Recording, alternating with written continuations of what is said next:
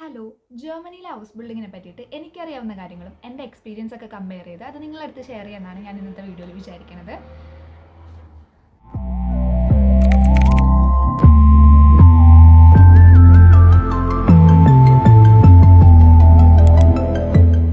അപ്പോൾ എന്താണ് house building?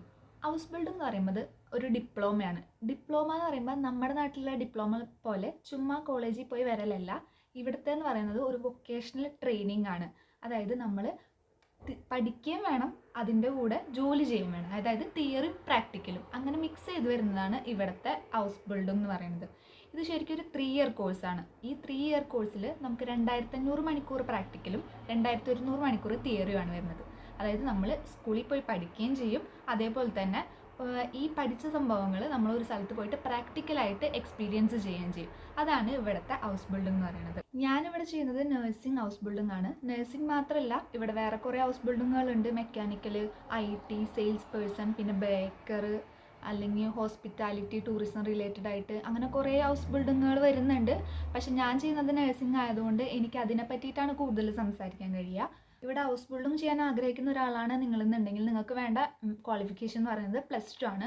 ഇപ്പോൾ +2 കഴിഞ്ഞിട്ട് വേറെ എന്തെങ്കിലുമൊക്കെ ചെയ്ത ഒരാളാണ് നിങ്ങളെന്നുണ്ടെങ്കിൽ നിങ്ങൾക്കും വരാം. പക്ഷേ നിങ്ങൾ +2 കഴിഞ്ഞിട്ട് ഞാൻ ഇന്നതാണ് ചെയ്തത്, എൻ്റെ ഇയർ ഗ്യാപ്പിൻ്റെ റീസൺ ഇതാണെന്ന് വിത്ത് വാലിഡ് പ്രൂഫ് ഇവിടെ സബ്മിറ്റ് ചെയ്താൽ മതി, വേറെ പ്രശ്നമൊന്നുമില്ല. പിന്നെ അടുത്ത ഇമ്പോർട്ടൻറ്റ് ക്രൈറ്റീരിയ എന്ന് പറഞ്ഞാൽ നിങ്ങൾക്ക് ജർമ്മൻ ലാംഗ്വേജ് വേണം.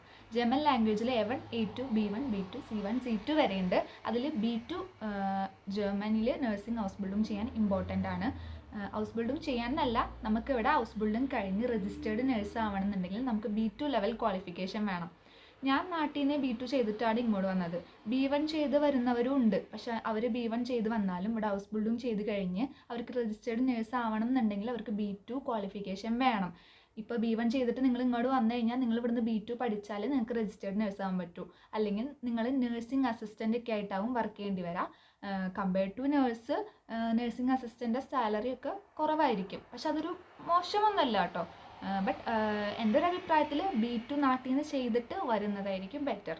പിന്നെ മെയിനായിട്ടുള്ളൊരു കാര്യം എന്താണെന്ന് വെച്ച് കഴിഞ്ഞാൽ ഹൗസ് ബിൽഡിംഗ് ചെയ്യാൻ വരാൻ വേണ്ടിയിട്ട് നമുക്ക് നാട്ടിൽ നിന്ന് ബ്ലോക്ക്ഡ് അക്കൗണ്ട് കാണിക്കേണ്ട ആവശ്യമില്ല. പോരാത്തതിന് ഇവിടെ വന്ന് നമ്മൾ ഈ ഹൗസ് ബിൽഡിംഗ് ചെയ്യണതിന് നമുക്കൊരു സ്റ്റൈഫണ്ടും കിട്ടും. നമ്മുടെ ഇവിടുത്തെ ലിവിങ് എക്സ്പെൻസ് കവർ ചെയ്യാനും പിന്നെ അത്യാവശ്യം സേവ് ചെയ്ത് നാട്ടിലേക്ക് അയക്കാനും ഒക്കെ നമുക്ക് ആ സ്റ്റൈഫണ്ട് ധാരാളമാണ്. ഇനി എൻ്റെ എക്സ്പീരിയൻസ് പറയുകയാണെങ്കിൽ ഞാനിവിടെ വന്നിട്ട് 5 months ആയിട്ടുള്ളൂ. ഞാൻ പറഞ്ഞല്ലോ ഞാൻ B2 കഴിഞ്ഞിട്ടാണ് വന്നതെന്ന്. പക്ഷേ B2 കഴിഞ്ഞിട്ടാണ് വന്നെങ്കിലും കൂടി ഞാനിവിടെ ഫസ്റ്റ് വന്നപ്പോൾ എനിക്ക് സ്കൂളായിരുന്നു. സ്കൂളിൽ പോയിട്ട് ഞാൻ കിളി പോയ പോലെയായിരുന്നു. എനിക്കൊന്നും മനസ്സിലാവുന്നുണ്ടായിരുന്നില്ല. പക്ഷേ ടീച്ചേഴ്സൊക്കെ അത്യാവശ്യം സപ്പോർട്ടീവായിരുന്നു. ഇപ്പോൾ കുഴപ്പമില്ല, കുറച്ച് ബെറ്ററായി എന്ന് പറയാം. വർക്ക് ചെയ്യുന്നിടത്ത് പോയിട്ട് അവിടുത്തെ ആൾക്കാരൊക്കെ ആയിട്ട് സംസാരിച്ച് കുറച്ച് ബെറ്ററായി വരുന്നു. പക്ഷെ എന്നാലും നമ്മൾ വേറൊരു ഭാഷയില്ലേ സംസാരിക്കുമ്പോൾ അതിൻ്റേതായ ബുദ്ധിമുട്ട് നമുക്കുണ്ടാവും. അതാണ് ഞാൻ പറഞ്ഞത്, B2 എങ്കിലും ഉണ്ടെങ്കിൽ നമുക്കിവിടെ പിടിച്ച് നിൽക്കാം അങ്ങനെ. പിന്നെ എൻ്റെ ആർബൈറ്റ്ഗേബർ എന്ന് പറയുമ്പോൾ എന്നെ ഇവിടെ എനിക്ക് വിസ തന്ന് എന്നായിട്ട് കോൺട്രാക്റ്റ് ഒക്കെ ചെയ്ത എനിക്ക് ജോലി തന്ന ആൾ, അതാണ് എൻ്റെ ആർബൈറ്റ്ഗേബർ.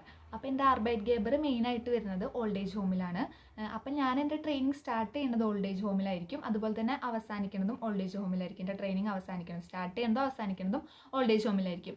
ഇതിൻ്റെ ഇടയിൽ ഞാൻ പല സ്ട്രീമിൽ വർക്ക് ചെയ്യേണ്ടി വരും. അതായത് ഓൾഡ് ഏജ് ഹോമിൽ വർക്ക് ചെയ്യും, പീഡിയാട്രിയിൽ വർക്ക് ചെയ്യും, സൈക്യാട്രിയിൽ വർക്ക് ചെയ്യും, ഹോസ്പിറ്റലിൽ വർക്ക് ചെയ്യും, ആംബുലൻ്റ് ഫ്ലഗിൽ വർക്ക് ചെയ്യും. ആംബുലൻ്റ് എന്ന് പറയുമ്പോൾ നമ്മൾ ഓരോരോ വീടുകളിൽ പോയിട്ട് പേഷ്യൻസിനെ ചികിത്സിക്കുക, അങ്ങനെയും ചെയ്യേണ്ടി വരും. അപ്പം ഞാൻ എല്ലാ സ്ട്രീമും കവർ ചെയ്യും. ഇനി ഈ 3 ഇയർ ആണല്ലോ നമുക്ക് ഈ കോഴ്സ് ഉള്ളത്. ഈ 3 ഇയർ കഴിഞ്ഞിട്ട് ഇതിലെവിടെ വർക്ക് ചെയ്യണമെന്ന് എനിക്ക് ഡിസൈഡ് ചെയ്യാം. അതായത് ഞാനിപ്പോൾ ഇത് മൊത്തം പഠിച്ചു, ഓൾഡ് ഏജ് ഹോമിൽ ഹോസ്പിറ്റലിൽ എല്ലായിടത്തും നടന്ന് പ്രാക്ടിക്കലും തിയറിയും ഒക്കെ പഠിച്ചു കഴിഞ്ഞ് 3 ഇയർ കഴിയുമ്പോൾ എനിക്ക് ഡിസൈഡ് ചെയ്യാം, എനിക്ക് ഹോസ്പിറ്റലിൽ വർക്ക് ചെയ്താൽ മതി, അല്ലെങ്കിൽ എനിക്ക് ഓൾഡ് ഏജ് ഹോമിൽ വർക്ക് ചെയ്താൽ മതി, അല്ലെങ്കിൽ എനിക്ക് പീഡിയാട്രിയിൽ വർക്ക് ചെയ്താൽ മതി എന്ന് എനിക്ക് എവിടെയാണ് വർക്ക് ചെയ്യേണ്ടതെന്ന് എനിക്ക് ഡിസൈഡ് ചെയ്യാം.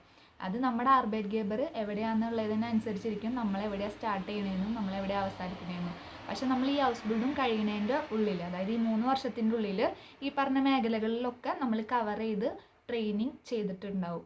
അപ്പോൾ ഇത്രയേ ഉള്ളൂ. ഇനി എന്തെങ്കിലുമൊക്കെ പറയാൻ വിട്ടുപോയിട്ടുണ്ടോ എന്ന് എനിക്കറിയില്ല. അത് ഇനി വീഡിയോ ഒന്നും കൂടെ കണ്ടാലേ മനസ്സിലാവുള്ളൂ. അപ്പോൾ ഇതെൻ്റെ ഫസ്റ്റത്തെ വീഡിയോ ആണ് ഇങ്ങനെ ഇരുന്ന് സംസാരിക്കുന്നത്. അപ്പോൾ എന്തെങ്കിലും സജഷൻസൊക്കെ ഉണ്ടെങ്കിൽ എല്ലാവരും ഒന്ന് കമൻറ്റ് ചെയ്ത് അറിയിക്കുക. അപ്പോൾ ഇത്രയേ ഉള്ളൂ ഇന്നത്തെ video. Thank you for watching. Tata.